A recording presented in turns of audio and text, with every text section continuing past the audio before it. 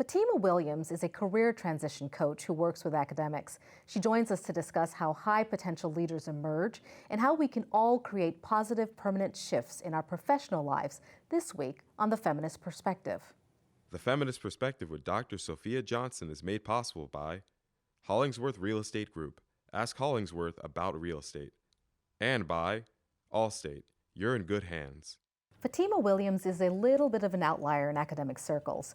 After completing her Ph.D. in cultural anthropology, she passed over tenure-track teaching positions to start a business. She is CEO of Beyond the Tenure Track, a professional development and career planning firm that prepares graduate students, faculty, and Ph.D.s for leadership roles and what she describes as high-quality careers. Since 2013, she has coached over 2,500 clients, helping them launch careers in Fortune 500 companies, and now working alongside top universities across the country to help students develop competencies that will make them more competitive for the ever-changing global marketplace. I worked with Dr. Williams a few years ago, and one of the things I most remember about my experience with her is that she really truly is a thought partner, a coach who believes in and shares practical tools to support the challenging process of change. Fatimah Williams, welcome to The Feminist Perspective. Thank you so much. It's wonderful to be here. I'm so glad you made it. Now, where did this come from? I've worked with you, I've enjoyed working with you, I've made a number of references for your services. Where did this come from, your ability now to be one of the country's thought leaders for changing the values we place on success?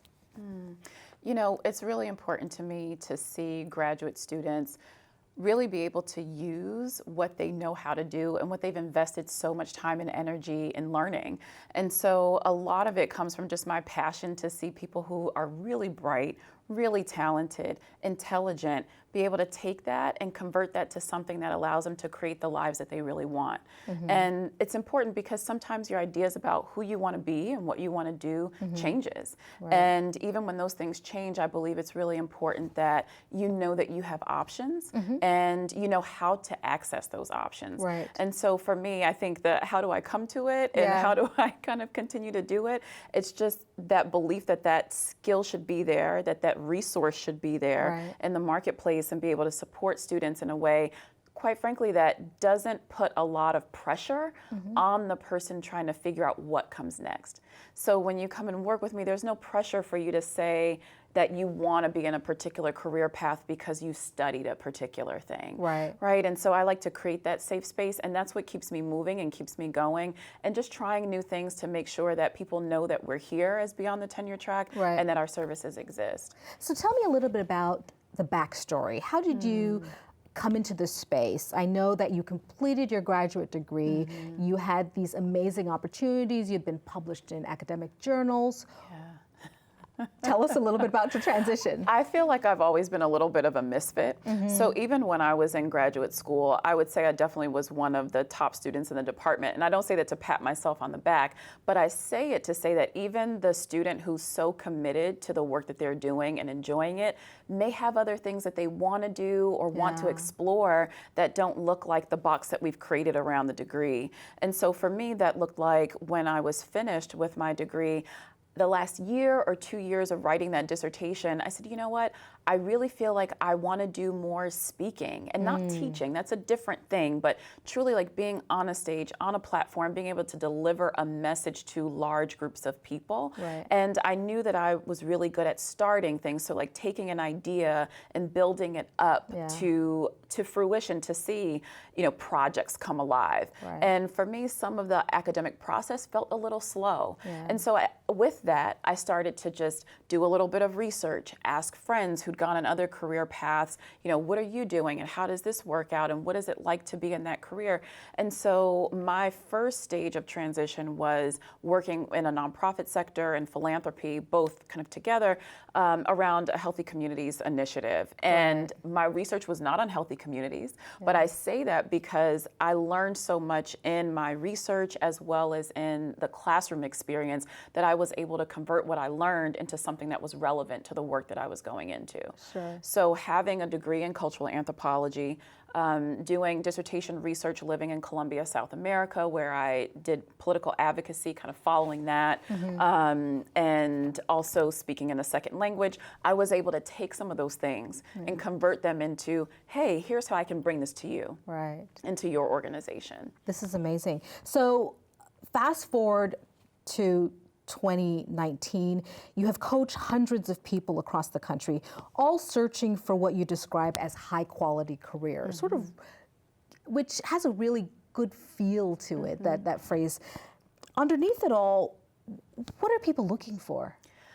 People are really looking for, actually probably that breath that I just took, right? That it's okay to want something different. And they're looking for a space to ask questions, a safe space to ask questions about what comes next. How do I start to research new careers? Is it okay to make a career transition? A lot of my clients, they've invested so much in their career path, and also others have invested in them, whether it's advisors, dissertation advisors, fellowships that they've received, you know, hundreds of thousands of dollars sometimes.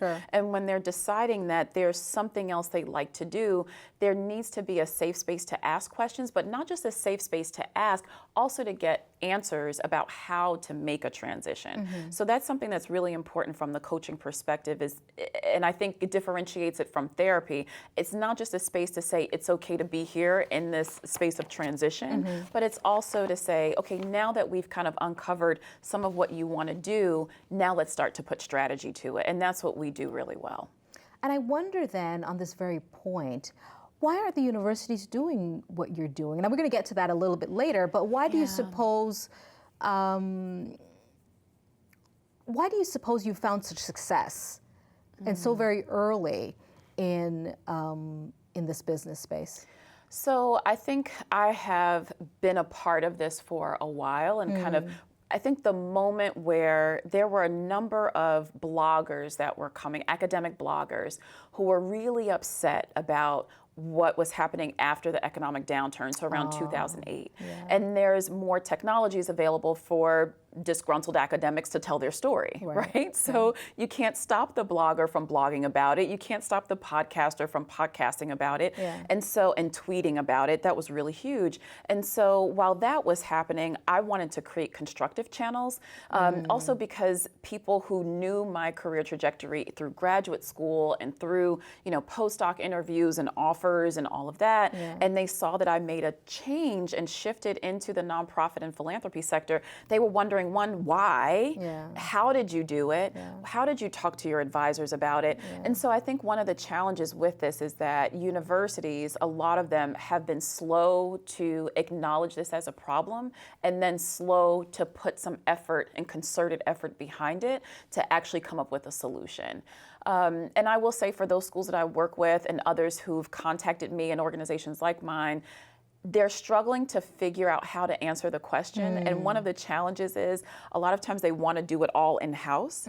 And if you have only worked in one sector, it is very hard to help other people branch out into another sector, right? And so that's some of the challenge there. And what they're finding as well is that university career services often don't really match with the needs of this particular demographic. They work really well for undergraduates, and undergraduates in particular fields, but then when it comes to the 35-year-old Ph.D. who's finishing, or the 40-year-old Ph.D. who's finishing and needs to figure out, I've got this degree, and then what do I do with it? It can be a tricky point, right? You have a career changer, but often maybe someone who hasn't done much in the career space.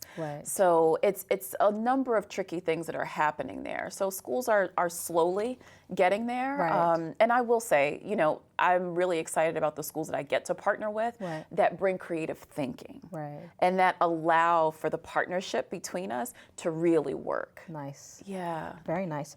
In your book, Be Bold, which saved me, everyone who's watching this book was instrumental in giving me the tools that I needed and also sort of walking me through it. But in this book, Be Bold, Launch Your Job Search or Career Change with Confidence, you offer 30 days of guided guidance and encouragement for career changers, describing the process as sometimes lonely and uncertain. I was in Pennsylvania when this book happened to come into my life. What are some of the transferable skills beyond the academy? Can we talk a little bit about that? Yeah, so I think as graduate students, as faculty, there's a lot of things that are kind of hidden work that you're doing that you may not realize, because the academy says, especially at this level, that your core skills are around teaching, research, writing, and service.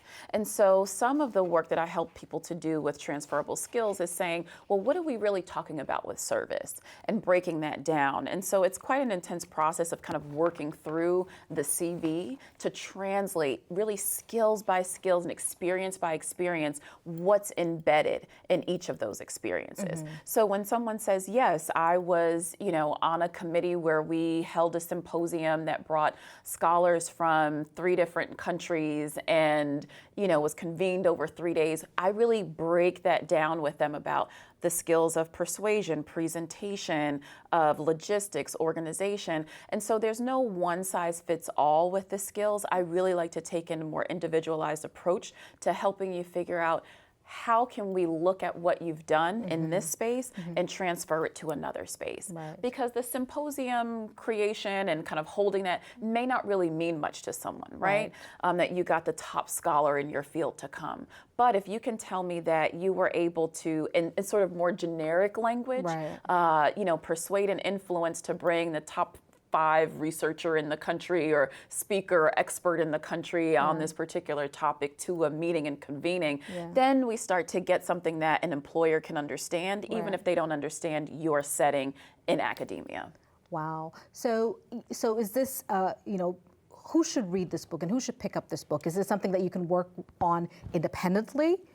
Absolutely. So Be Bold, I really created it not just for academics. So that's the core of who I work with. But what I notice is that there's key moments in one's life where you're going through career transitions. It tends to be right as you're graduating, whether that's from undergrad or from grad school, right after you've received a degree or certificate of some sort. And then at some point when you've been in your career for a little while and you're ready, you start getting that antsy, I'm ready for something else. I want more of a challenge, and I don't know if it's here at this organization that I've been at or if it's somewhere else. And so this book is really meant for anyone who is on the cusp of feeling like something new has to happen, or something new, I'm really looking for it to happen. And it's meant to really walk you through bite-sized steps that you can take. It's not meant to be a full kind of step-by-step career transition course, but it is meant to help you take small, consistent steps toward recognizing your skill set, starting to practice that skill set, starting to practice new ways of presenting yourself, new ways of kind of getting out of your comfort zone, going to different events, and not just going to things and talking to people just because we should do it, but I always like to say we want to start with who you are. We want to start with what you want. And when we use that as the basis, then we know that you're moving and doing and going with authenticity and with a different level of confidence.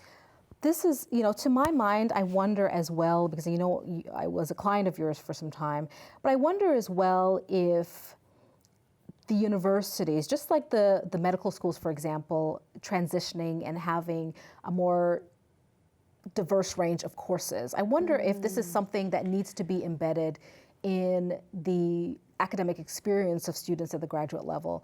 I think you are absolutely right. You're trained to go into the academy to teach or do research, and there's so much more going on. I wonder if you could sort of speak to this void. I would love to see that. So one of the things that we've been doing with working with schools as of late is helping them to re-envision what the degree looks like. And there's some schools who are doing really great with this, whether they are building in internship programs within the curriculum, whether they're bringing in experts in industry. We want the academic space to be a space of learning, but the goal also is to connect it to the possibilities of what that learning can do for you and where that learning can take you. And so I do see there are a few schools in the country that are really trying to bring this into the curriculum so that it's no longer that you have to go outside, to career services, or you have to go outside to extracurricular events to get it, but at least the foundation foundations, you're getting it in your graduate program. I think some of the challenge there is, though, who's teaching the material, right? Because if faculty who are trained in their particular area of expertise, whether that's history or cultural anthropology like me, or even science, if it's not science for business or, you know, cultural anthropology and how it gets applied in the workplace and other things, then we still kind of hit up against the same problem. And so that's where, you know, we've been able to come in as a partner to schools and say, well, here's how you can start to even have your faculty think about what they're doing in ways that tap into the application of it. Wow. So I think that you're absolutely right. I know there's some institutions that I've actually worked at and taught at that are currently sort of embarking upon this. And what they're doing is bringing it, outsourcing it to businesses like yourself. So this is something to sort of to keep an eye on, if you will. Now, you're working with, as you mentioned, colleges and universities across the country to help students and faculty develop competencies that will make them more competitive. Can you talk about some of these core competencies that are missing in the clients that you're seeing without naming names, but sort of giving us a sense of what it is these universities are seeing that's missing and you know, how you're filling that void? You know, it's really interesting, but one of the top ones is adaptability and flexibility. So think about it like this. You go into a program and you start to really get steeped in the knowledge base that you're working on. You know, a graduate degree is not a lightweight thing to take on. Whether it's an MBA, an EDD, Ph.D., MA, whatever it is, you're devoting another layer and level of time and commitment to it. And so some of what really is being cultivated and needs to be cultivated more is a bit of adaptability and openness. So even saying that, exploring and looking at how your research question applies in other sectors, or how it is that the work that you do, others in other sectors may be asking similar questions but have different approaches, or you know, how this work gets applied. And so being able to see how those questions evolve in other sectors, other organizations outside of the academy, that requires a bit of adaptability to see that, wow, it's not just me asking this question. And adaptability to say, maybe I thought I wanted this particular career path, but I'm actually noticing that I want something different, and being okay with that, and being able to move through that transition and the periods of uncertainty till you get to the place where you can actually say, oh, this is the thing that I really want to do. So that adaptability is one of the core competencies. And then we have other things that really range from communication skills, whether written and oral communication. When you've been in a graduate program so intensely, you start to talk like you're disciplined, think like you're disciplined. That's what you're there for.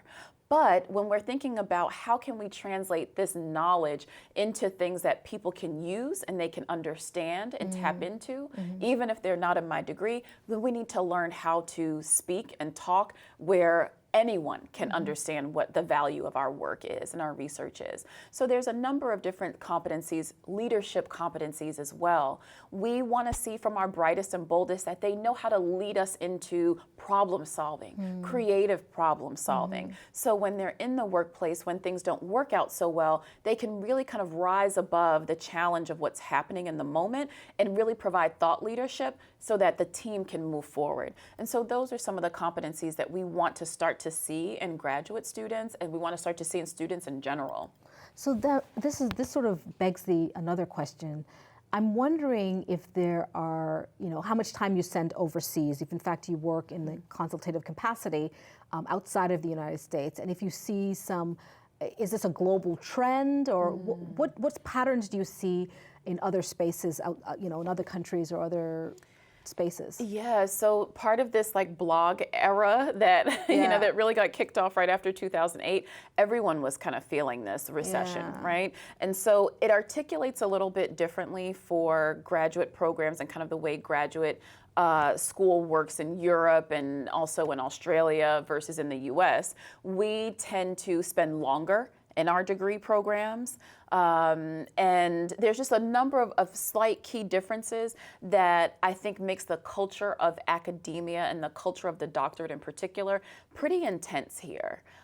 Intense as in what the expectations are of you as you're going through the program. Oh, wow. And so even when I'm coaching graduate students or postdocs who are out of the country, unless they were trained in the U.S., there's not that same sort of fear of, are people going to see me as a quitter? Right? There's not the same kind of identification of themselves with the PhD in quite the same way. This is interesting. And because it was the very thing that I think I probably raised as I was talking to you. It's just like, well, what does this mean? Yes. If I'm going to move into another space and not do the thing that I was supposed to do with this degree. Because people are asking, who am I now? That's really what the question is that people are asking when they're uncertain about what comes next. It's, I thought I was this person. I thought I was doing this thing. Who am I now? And I like to say you're the same person. You're just evolving into the next level of who you are, really uncovering other interests that you have. And let's be frank, in some cases it's also because the job market maybe did not supply the kinds of opportunities that you wanted. And so the other competency is resilience. And not resilience where we start to think about our options as plan B or a lesser option, but truly seeing just the possibility and the range that you have as an individual. And it, you know, for people who say, oh my gosh, well, why do PhDs need help with this? Or why do people with advanced degrees need help with this? They're smart, they should know how to do this. And I say, when you find someone who's committed so much time, energy, knowledge, expertise into a particular area, it takes time to transition out of that. For sure. You know, it takes time to see what your other options are. And my job is to also, as the coach, is to help you feel like you're not choosing a lesser option, but you're choosing another option that's available to you. And hopefully we get you to a place where you're choosing among things that actually feel good to you. And that's why I say high quality careers, because really the high quality isn't about how much you make. I want you to make more than a living wage. I want you to feel confident about what you're able to do with your salary. But the high quality is, do I feel like this aligns with who I am? Not my degree or not, you know, all the collection of experiences, but what I want to do day in and day out, how I want to use my time, who my coworkers are, who we serve through our work, or who we support through our work. Does it align with who you are? And that's where the quality comes in. You know, Gary Zukav says when the personality comes to serve the soul, that's where you find true enjoyment. And it sounds like, I know you said it's not so much therapy, but it sounds like it's really digging deep and really trying to uncover the truth of who you are, which may not have been to pursue a graduate degree, right? I'm, you know, so it's all very powerful. It's also, I find that it's meaningful conversation that we just have no time to do for 5 or 6 years, and then finally graduation descends upon us, and here we are. But here's the thing, Sophia, it's not just PhDs. It is the teacher who has been a teacher for 10 years or 15 years and decides, you know what? I think I want to do something different. Or it is the, you know, pick your government worker who decides, I think I want to try something maybe on the side. It may not even be replacing the career that they have, but we all are evolving. And so you'll see it. You'll see the lawyer who gives up a, you know, the corner office and a really well-paying job to go learn how to bake, right? And open a bakery. And this is what this is about, is because we're always evolving and we're not sort of singularly talented. We have many talents, we have many interests, and even when we don't have such great skill at an area, when we have deep interest in it, we might decide that we want to invest what it takes to build that skill set. And so I just want to make sure that, you know, people who are listening realize that they probably hear themselves in this as well, because it's not unique to PhDs. I think it's just anyone who has invested so much in a particular idea of who you are, and a particular skill set or way of working. What happens when that idea just doesn't seem fresh anymore, and it doesn't seem like it's the viable option anymore? Things fall apart. And then, but my job is to help you to put them back together. So you have, so you have. You're in the business of transforming the lives of people. As someone who has had to struggle and transition through this maze over the past 10 years, how has the Academy specifically responded to people of color and women in particular? So I'll speak to that in a maybe particular way. I I come to the Academy at this point in my career as someone who is a vendor and a partner to the Academy. There are times that sometimes I wish that people understood that they get a value add when they get a woman of color with the experience that I have, not just in the Academy, but also in the professional world. Sure. So in some ways, I actually wish that there was more openness of thinking and more openness of thought, even in this space, to understand that I always wonder when, especially the early days, when I was negotiating rates around my speaking and everything, I would always wonder if this was a challenge for others, if this was a challenge for my male counterparts.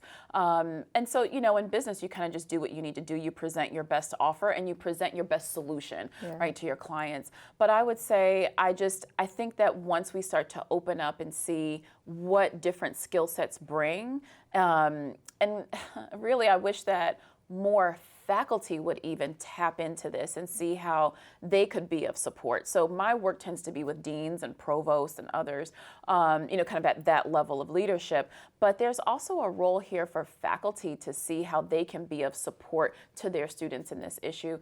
And I say that because sometimes it is the very faculty who will block programs like this because they say, well, who is she?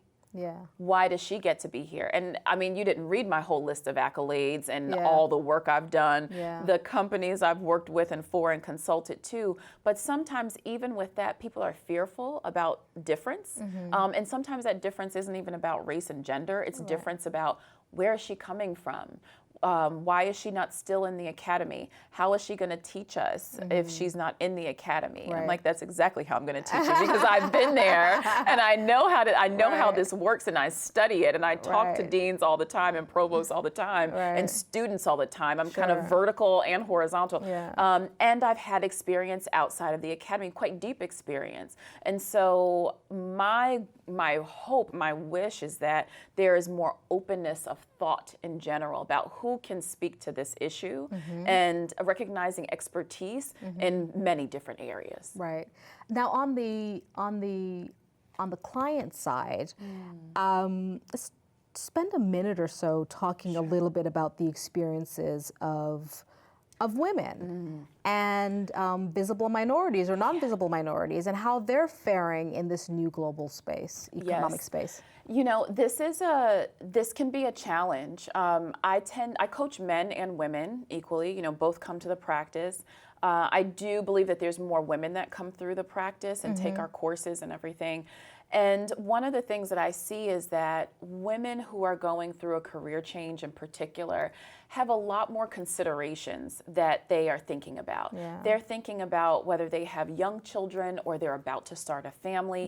What does this transition mean? Do I have time to do this and finish my grad degree and be a mother and be a partner to my spouse or partner? And so there's a lot of different considerations that are happening there that when men come, they're thinking, I have to support my young family or I have to, but it's a very different kind of intimate burden that I see women have. And then I don't know if this is just general for academics and especially of the researcher and Ph.D. academics where there's this, can I do this? Lacking the confidence to be able to try something new. And so I think some of the challenge there for my clients is really breaking through the mindset barriers that are there. And so we spend a good bit of time doing that first. And actually often if there's been a traumatic experience that has brought one to a career transition, so for example, not receiving the position you thought or not receiving tenure, I ask that they go to therapy first. And then we can start to work on the career transition stuff once they've worked through the hard pieces, the emotional pieces. Final question, you're doing amazing things. I think you're amazing. What's next for you? What can we expect from you in the next 3 to 5 years? I'm really excited.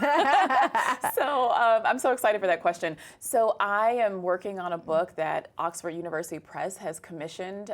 It really is laying out our career transition process, and it's a workbook style. So it's actually, you get to dig into it, and it's not just someone talking at you, but it's someone working alongside you and coaching you. And so that for me is really exciting. And then we're broadening out one of our programs, one of our core career transition programs, and we're opening it up It's been available around the U.S. a little bit. We kind of open up classes now. We're about to do something this upcoming year that's bigger. We're adding more coaching to it, coaching ambassadors to it, so that we really build up a community of people who are saying, yes, we can, and we're going to work through this together. We're going to share information, and we're also going to excel together and succeed together. That's amazing. I wish you success. Fatimah Williams, so thank you for coming to the Feminist Perspective. Thank you for the invitation. Yes, it was so nice to speak with you. Thank you. Likewise. The Feminist Perspective with Dr. Sophia Johnson is made possible by Hollingsworth Real Estate Group. Ask Hollingsworth about real estate. And by Allstate. You're in good hands.